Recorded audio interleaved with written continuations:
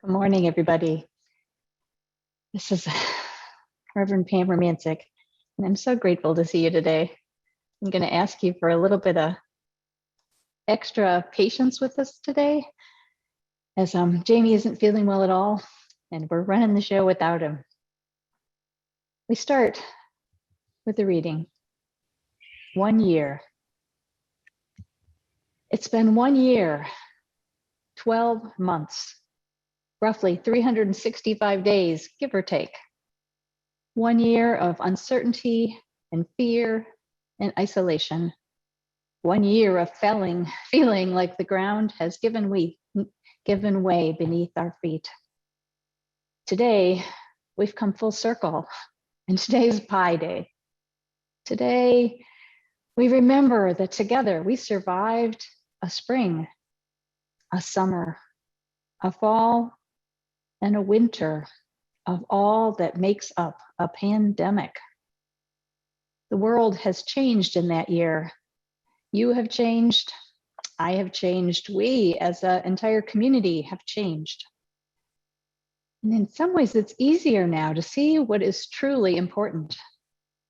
Family, friends, neighbor, community.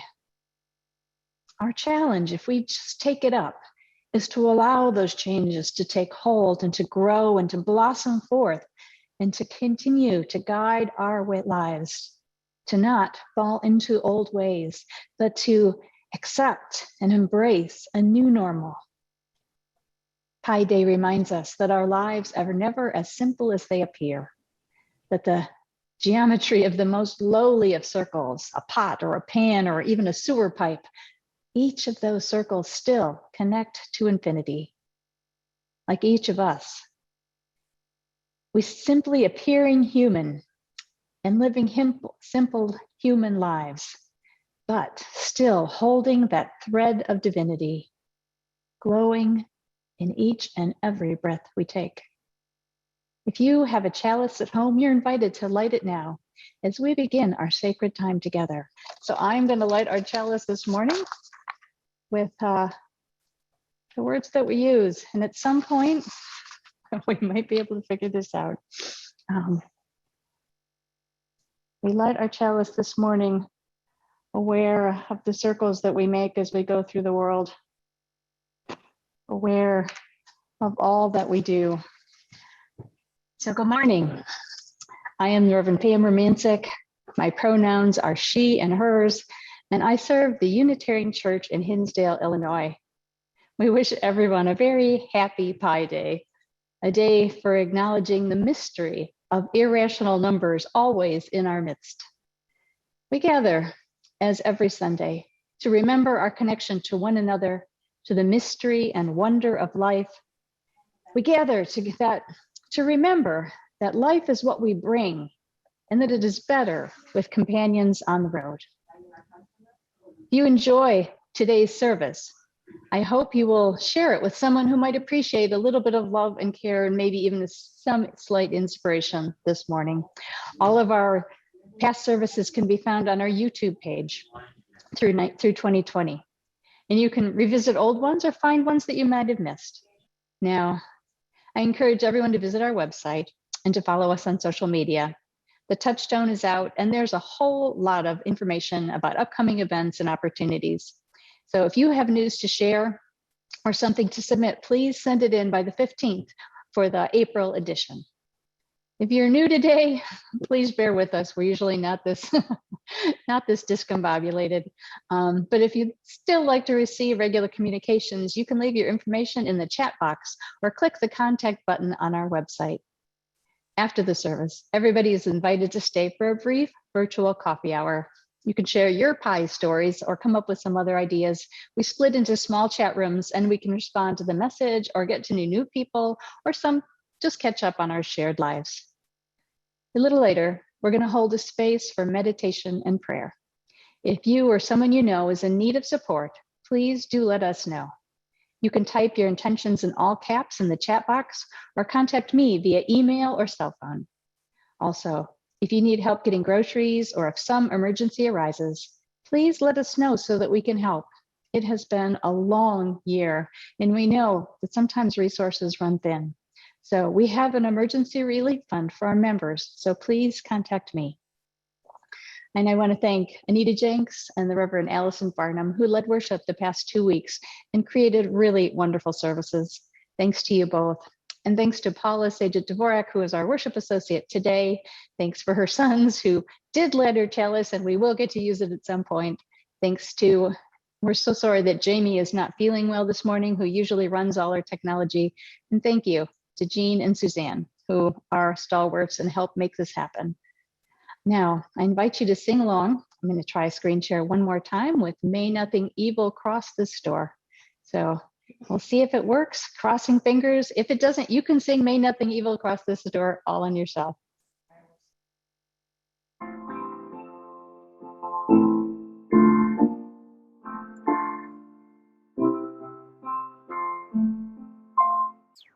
May nothing evil cross this door, and may ill fortune never pry about these windows. May the roar and rain go by.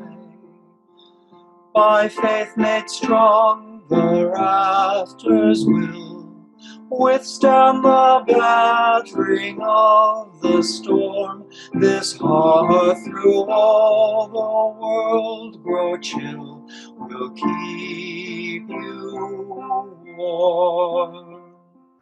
He shall walk softly through these rooms, touching our lips with holy wine, till every casual corner blooms into a shrine.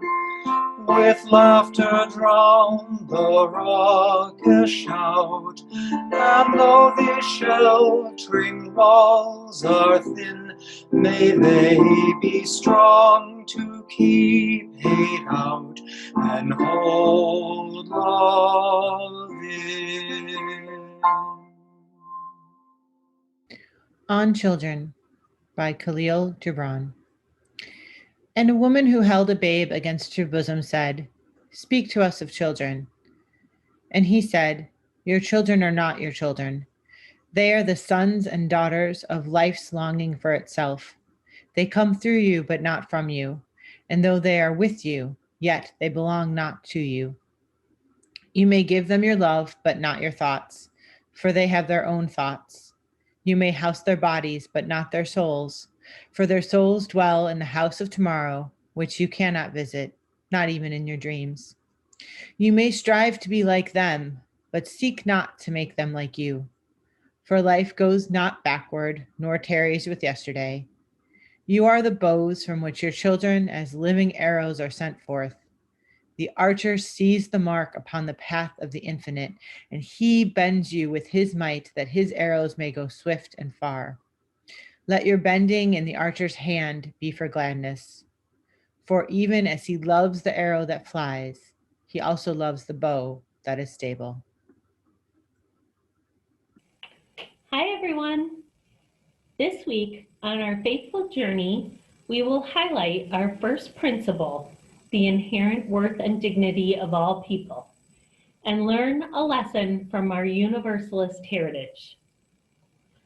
Through the story of Hosea Ballou, we will learn that the U for Universalist reminds us that there is such a thing as unconditional love. Hosea Ballou loved mud. He loved to splash in it and feel his toes squish in it. But his family did not love the mud at all, and his father was often cross with him because of his affinity for mud. After coming home one day yet again covered in mud, Hosea wondered if his dad still loved him.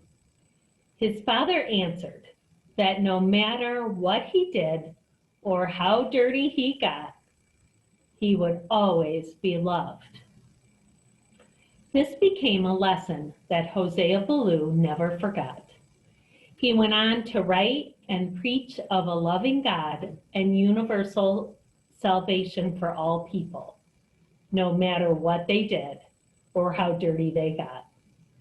So, based off this story and our discussion this week, the signpost for our faithful path will be respect everyone. How can you show universal love to the people around you? See you next week. What is Pi Day? Pi Day is an annual celebration of the mathematical constant pi, happening every year on March 14th, which just so happens to be Albert Einstein's birthday. This has been going on since 1988, when physicist Larry Shaw organized the first large-scale celebration of pi at the San Francisco Exploratorium where he worked. He and his co-workers marched around a pi shrine, a circular brass plaque, a total of 3.14 times, all the while singing Happy Birthday to Einstein. Every year since, people all around the world have celebrated Pi Day in their own way, and the US established Pi Day as an official national holiday in 2009.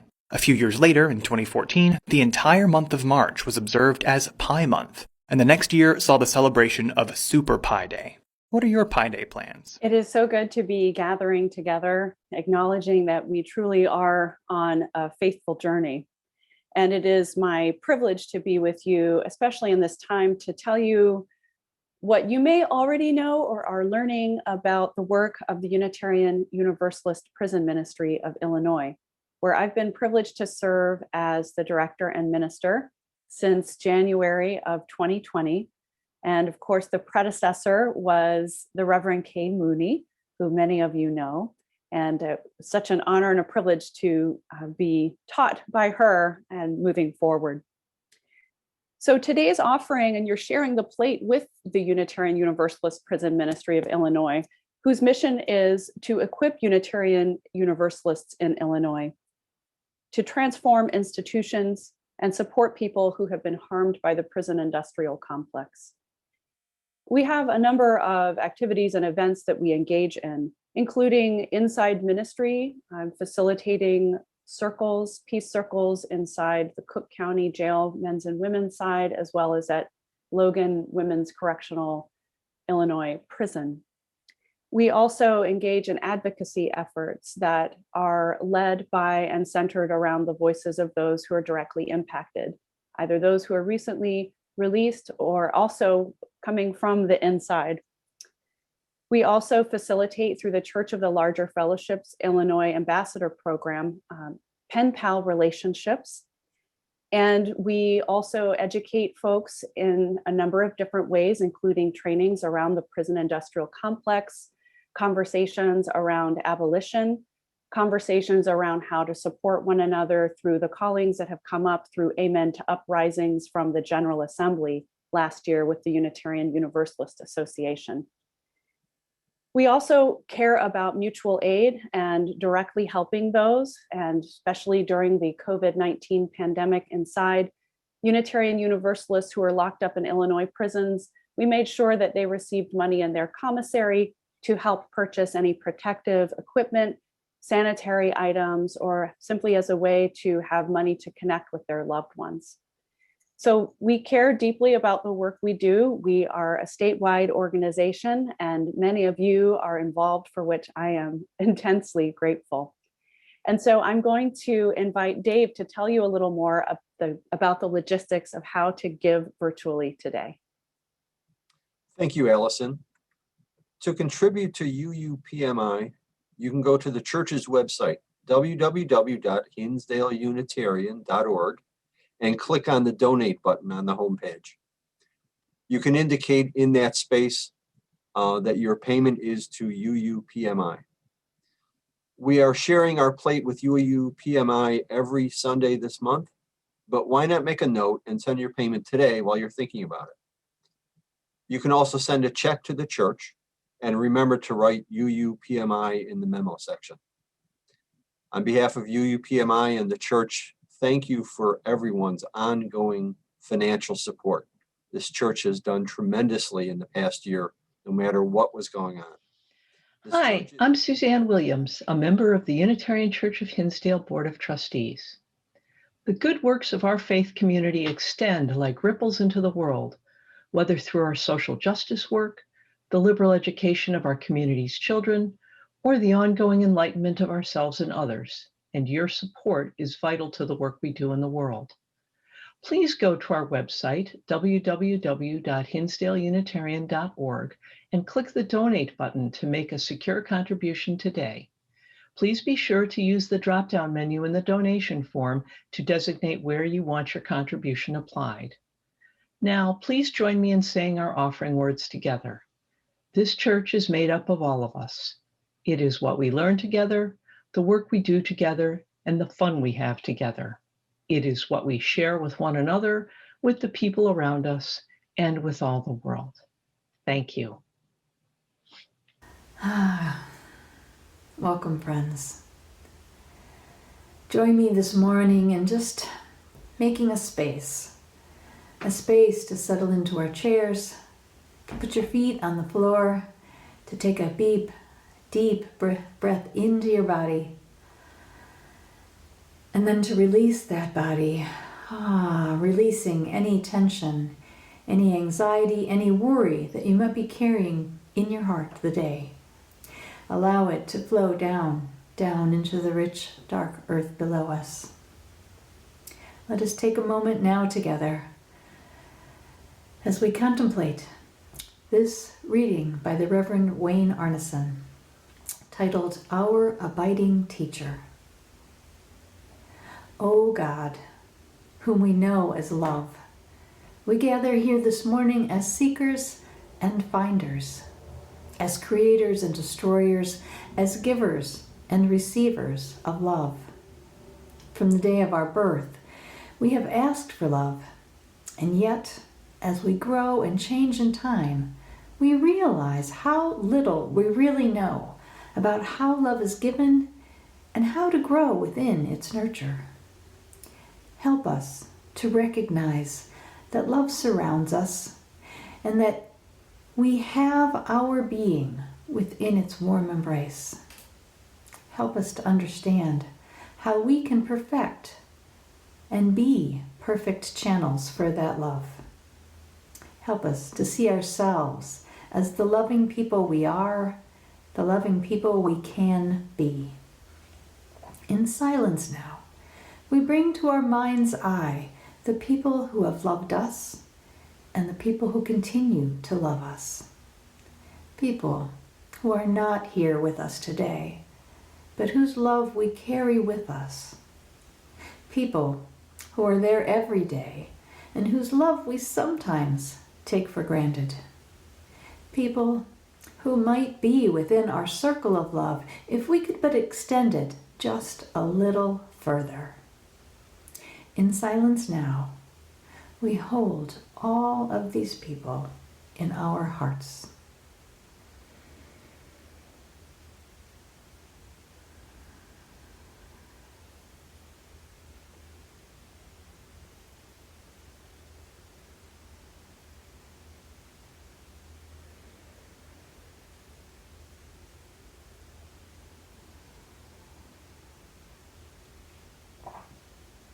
In returning from silence, we ask that our hearts be open to all whose names and faces have crossed our mind this morning.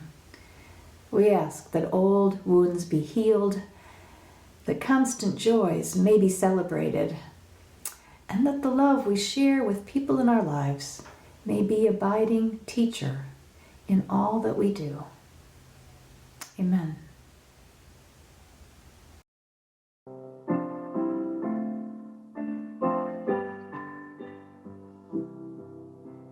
Spirit of life, come unto me. Sing in my heart all the stirrings of compassion. Blow in the wind, rise in the sea. Move in the hand, giving life the shape of justice. Roots hold me close, wings set me free, Spirit of life, come to me, come to me. When I was talking to my younger son, Ben, about writing this reflection, I had mentioned to him the synchronicity of receiving an email from Reverend Pam about the song Circle Game by Joni Mitchell while the boys were out riding in the car for the first time with Alex as the driver. I stated that it seemed rather distinct coincidence to me that a song with the lyrics from cartwheels to car wheels would be sent to me just as they were out driving, again, for the very first time. Ben looked at me and said, you know, our brain likes to find patterns even when there aren't any. And I chuckled, such is life with an optimistic nihilist in the house.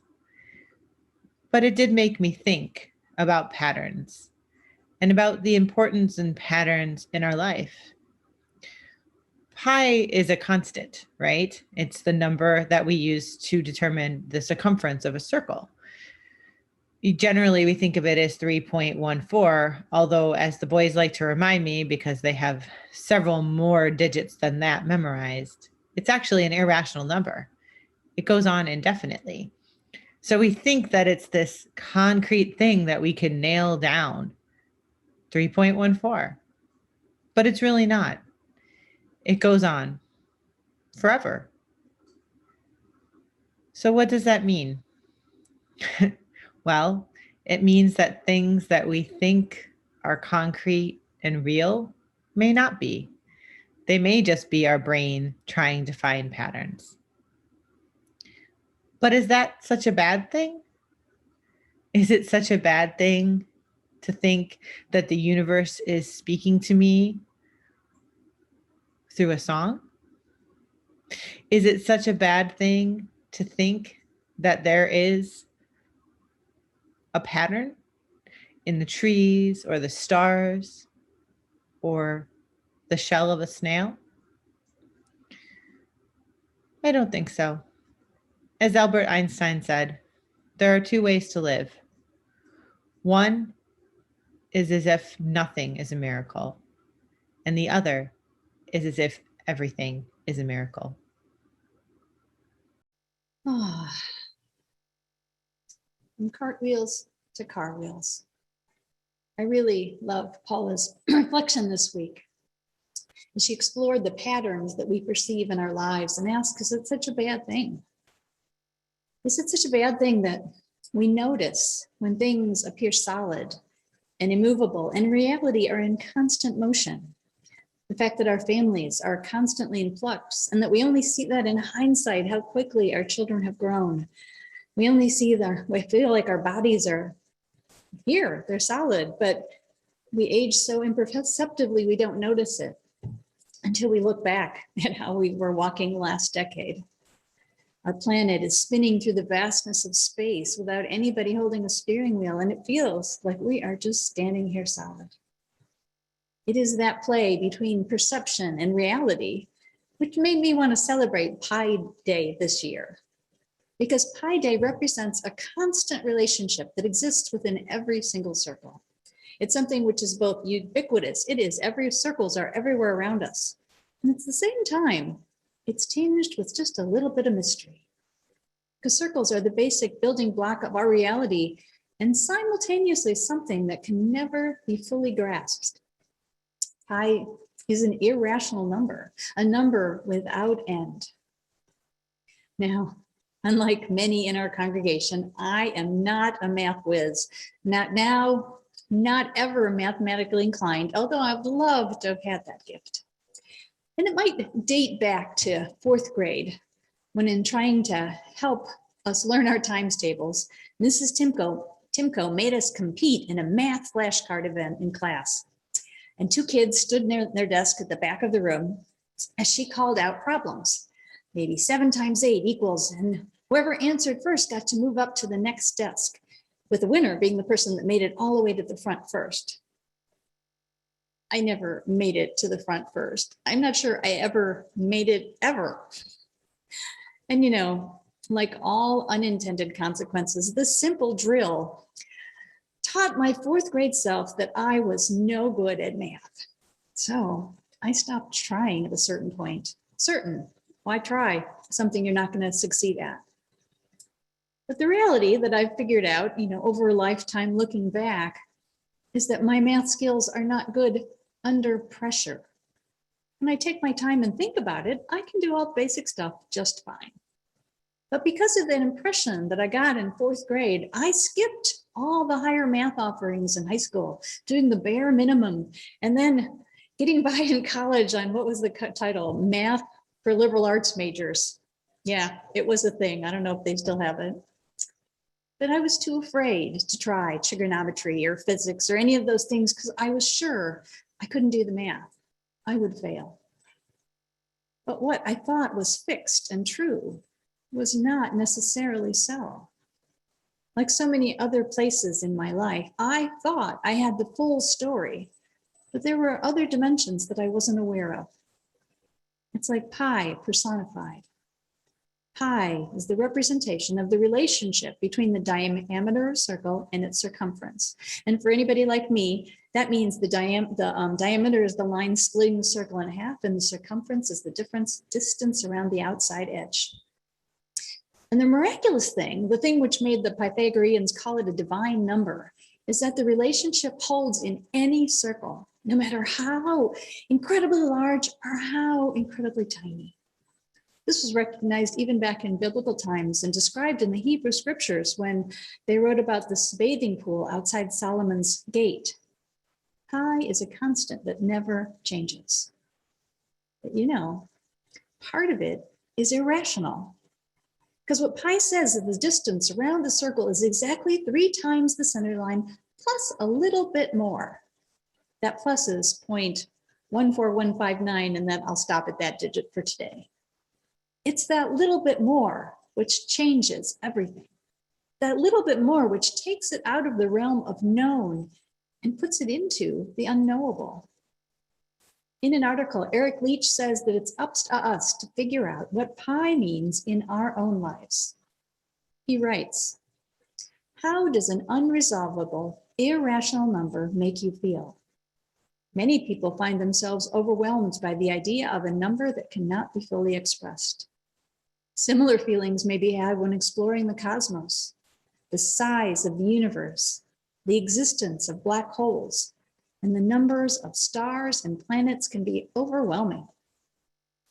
But sitting with those feelings of being overwhelmed can be positive.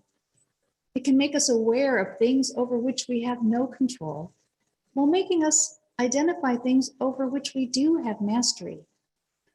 End quote.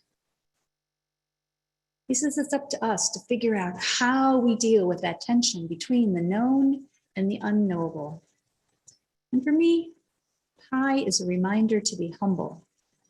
It's a reminder that I don't really know as much as I think I do at any given moment, and that I don't have control over nearly as much as I would like. Think about this year that we have just completed. This weekend marks the 1-year anniversary of when COVID-19 changed our life as we knew it. It's funny because I can remember very clearly being part of an intense board meeting conversation, trying to decide if we should shut down service that Sunday. Strong opinions, well-made points, an attempt to balance out the well-being of the whole against the needs of those at risk. But you know what? Every bit of that, trying to bring our best selves to that conversation, went away when the state shut everything down just a couple days later.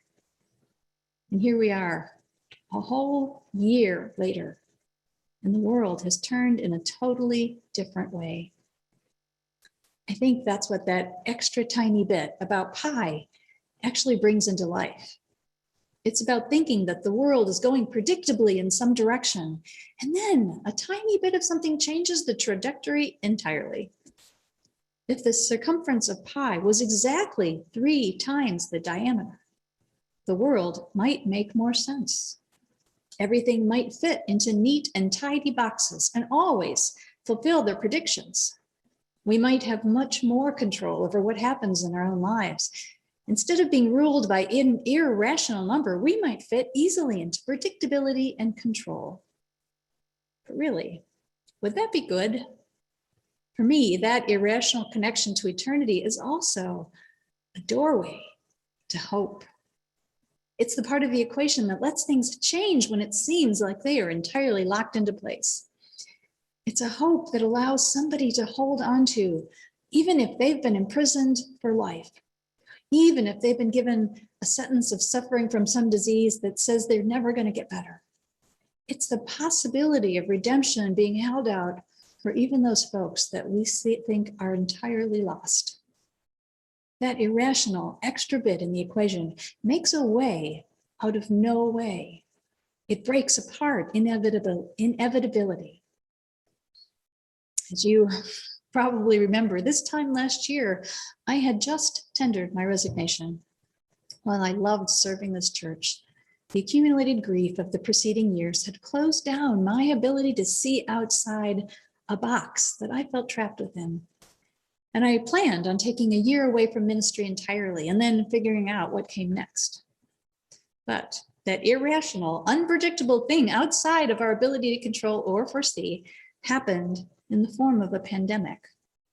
The wheel of the year took a wobble and everything changed. And in the changes, possibilities opened up. I found rest and rejuvenation in the country home that my wife and I bought out near Woodstock. I also found that in responding to a pandemic, in working together with the other leaders in the church, new ways to be together opened up, ways that I wouldn't have imagined before. So because of the pandemic, we've restructured our staffing, we've restructured how the building gets cared for, how we manage communications, how we facilitate technology in ways that I couldn't have imagined before. And this unexpected turn created a space for a new and sustainable way of being together and allowed me to rescind my resignation, which so luckily your board accepted.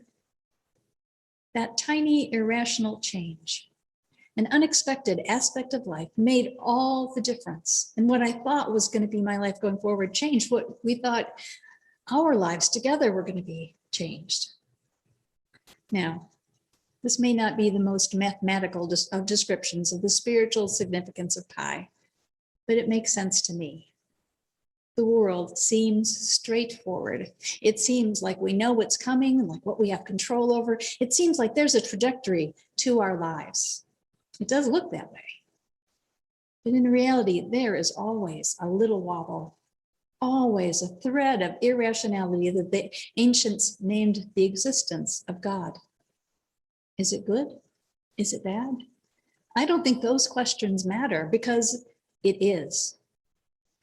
And when we remember that, it can call us back from places of judgment, places of self-satisfaction. It can recall humility, our connection to the earth, to the ground in which we walk, to the air in which we live and breathe and have our being. It can remind us to remain open for possibilities and hope for change, even in the darkest of times. The Berlin Wall fell. Humans walked on the moon. A Black man was president. During this pandemic, some 90-year-old seniors survived COVID, while some 40-something-year-olds died. There was no rationality to some of it. We know a lot, but we don't know everything. And remembering that can make all the difference in our lives together. Now, finally, pie, the kind you eat, the tasty kind, not the mathematical expression, the pastry. Did you know that if you held up 3.14 to a mirror, you see the word pie? Is that a pattern? Does it mean something? I think that it means even in the midst of uncertainty, even in the midst of challenge and change, even when we don't know what's going to happen in our lives or how we're going to get through, life is still sweet. We don't have to control it to enjoy it. Like raising our hands on a roller coaster as it dives down the steepest hill, sometimes the joy is simply in letting go and letting life be what it's going to be. Through all the hardships and challenges and confusions, one essential that we never lose is the value of relationship. The the people who walk with us through this irrational life and help us get through and help us survive and thrive and share a piece of tasty pie. Now, I've made up a few pies and I have them downstairs here at church, and I'm inviting you, please come by. Bring something yummy to share. Take a slice of pie home with you. And if you can take a piece to someone in your neighborhood that can't get out, take them some pie too. In reality, the whole of life only makes sense when you realize that we are both transient dust and connected to eternity.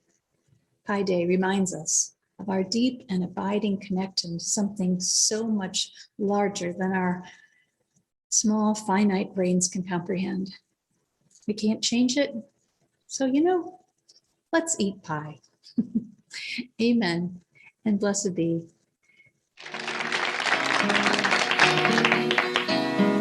This is a song about seasons and circles and growing old and growing young.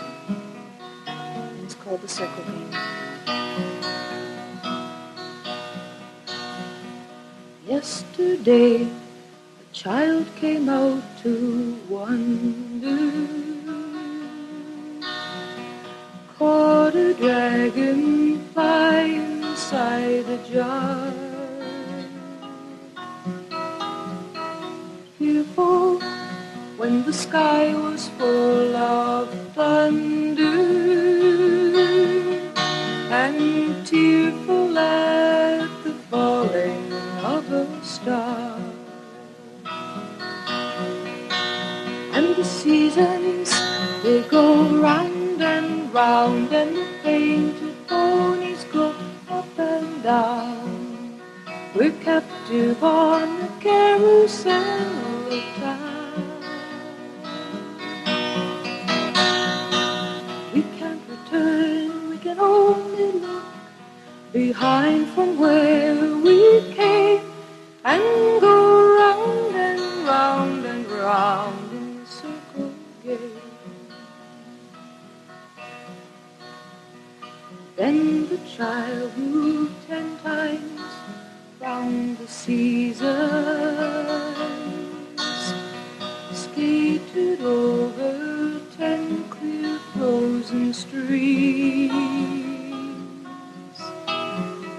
Words like, when you're older, must appease him, and promises of someday make his dreams. And the seasons, they go round and round, and the painted ponies go up and down. We're captive on the carousel of time. We can't return, we can only look behind from where we came, and go round and round and round in the circle game. 16 springs and 16 summers gone now. Cartwheels turn to car wheels through the town, and they tell him, take your time, it won't be long now, till you drag your feet too slow to circle down. So the years spin by, and now the boy is 20, though his dreams have lost some grandeur coming true. There'll be new dreams, maybe better dreams and plenty, before the last revolving year is through. And the seasons, they go round and round, and the painted ponies go up and down. We're captive on the carousel of time.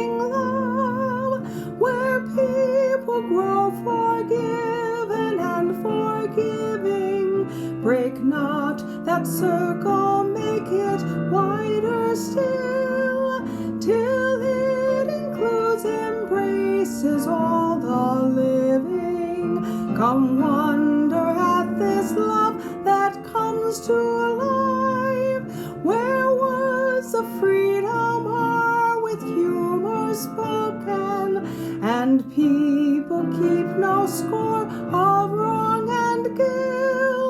But will that human bonds remain unbroken?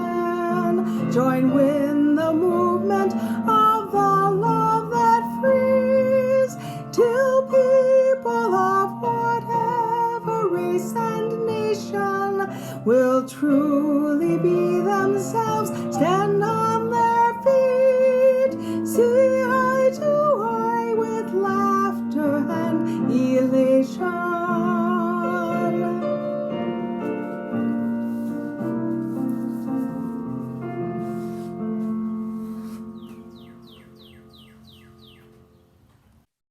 Okay, since it looks like we are not going to have the boys extinguishing the chalice, we'll save that for another day. And I will extinguish our chalice here with these words from Mark Nepo. We cannot eliminate hunger, but we can feed one another. We cannot eliminate loneliness, but we can hold one another. We cannot eliminate pain, but we can live a life of compassion. As we begin yet another circle around the sun, let us hold one another in the love that passes all understanding, and hold one another in the mystery of life unfolding.